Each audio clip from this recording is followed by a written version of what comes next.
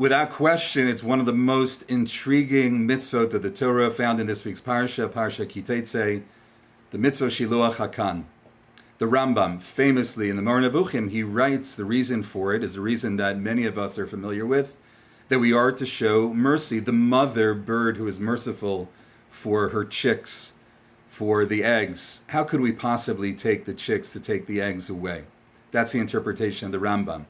There is another Mishnah that's found in Megillah, and the Mishnah says if in one's davening, if one includes the following words, just as you, Hashem, are merciful on the mother bird and the chicks, so too be merciful on the Jewish people, Meshatkinoto, we are to quiet that person. You are not to give that interpretation for this mitzvah. So what is it? Can we give the interpretation or not give the interpretation? Rav Kook has a brilliant interpretation that's found in a new Sefer, Torah United. And there, Rav Kook writes the following. He says that there is a difference between tefillah and Talmud Torah. Talmud Torah, yes, there is a time for analysis. There's a time to apply our wisdom. But that's not what we are to do during tefillah.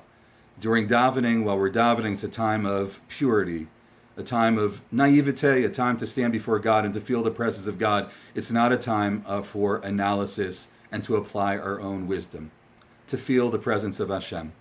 And I was thinking how beautiful that idea is for these days of Elul, as we're moving towards Rosh Hashanah Yom Kippur, to use this time, to use the coming days, to use the coming weeks, to increase our kavanah and the experience of tefillah, to spend a few more minutes possibly every day in tefillah, to find that experience to be one that brings us closer to Hashem. May we all use the coming days in a way that's effective, in a way that's going to bring us greater meaning, greater purpose, and closeness with Hashem. Wishing everyone a good Shabbos, Shabbat Shalom, and a Shana Tova.